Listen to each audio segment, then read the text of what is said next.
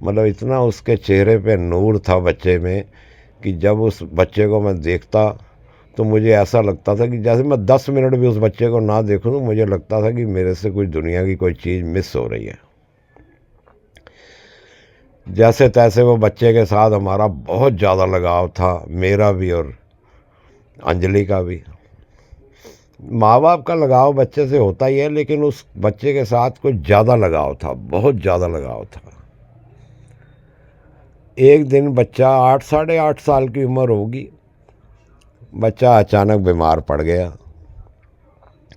अब बच्चा बीमार हो गया, हम उसे अब जैसे नॉर्मली कभी डॉक्टर के पास ले गए, कभी कहीं ले गए, हम इलाज छोटा मोटा करवाते रहे। बच्चा थोड़ा सा ठीक हो फिर बिगड़ जाए, ठीक हो फिर बिगड़ जाए। ऐसे करते करते जो है आखिर जो है बच्चे की जो है स्टेज बहुत ज़्यादा नाजुक हो गई। डॉक्टरों ने जवाब दे दिया कि भाई ये तो किसी बड़े प्राइवेट हॉस्पिटल में लेके जाना पड़ेगा आपको। तो फिर हमने, पैसे की कमी थी नहीं, 2-3 कारें भी रखी हुई थी, नौकर चाकर थे, सब कुछ था ऊपर वाले की कृपा से, या रमेश की कृपा से कह लो, कि जिसका सब कुछ था बेचारे का, जो दुनिया से जा चुका था।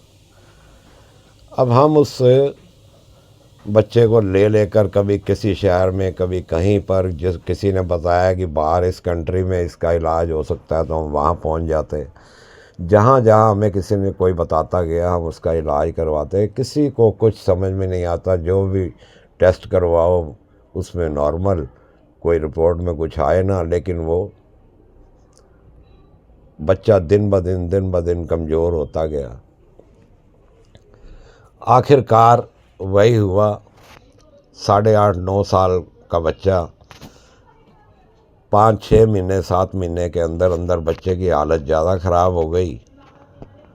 और हमने आस्ता आस्ता करके कारें भी बेच दी, अपना जो जो था सब बिक गया, फैक्ट्री भी बिक गई, जो हम काम कर रहे थे सब कुछ बर्बाद हो गया। अचानक एक दिन ऐसी नौबत आ गई कि अब डॉक्टरों ने कह दिया कि भाई साहब आपको तो अब ये बच्चे का बचना बहुत मुश्किल है, बचाना है इसको तो कहीं बाहर लेके जाना पड़ेगा इसको। अब उसके पास कुछ नहीं बचा था, एक मकान रह गया था सिर्फ, जो बंगला बना हुआ था वही रमेश का, वो बंगला भी उसे बेच दिया उसने। बेच के उसे कहीं बाहर की कंट्री में कहीं ले गया इलाज करवाने के लिए बच्चे को। अब जब बाहर पहुंचा तो एक दिन बच्चा रात के करीब करीब 11:30 पौने 12 का टाइम होगा, सब कुछ बर्बाद हो चुका था, फटे